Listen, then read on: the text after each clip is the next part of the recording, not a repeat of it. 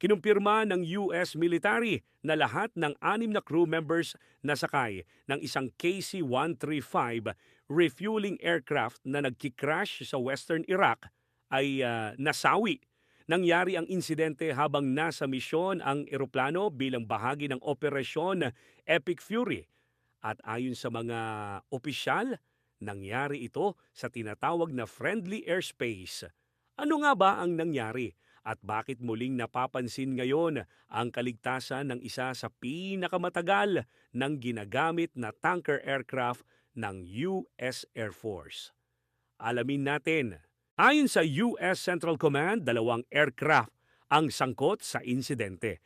Isa sa mga ito ang nag-crash sa Western Iraq habang ang ikalawang aircraft ay nakalapag ng ligtas.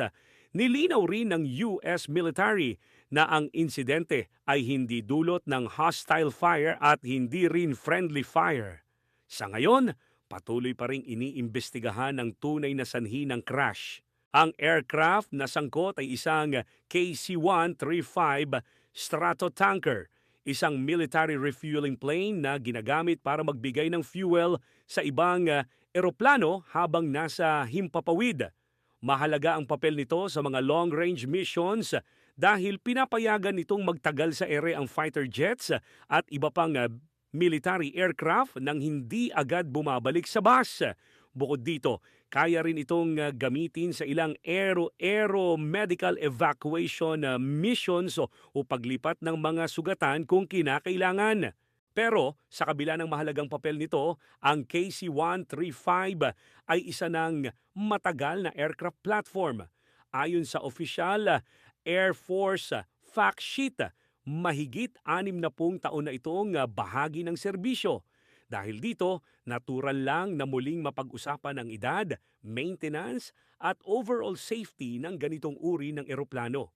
Lalo na kapag may nangyayaring trahedya tulad dito.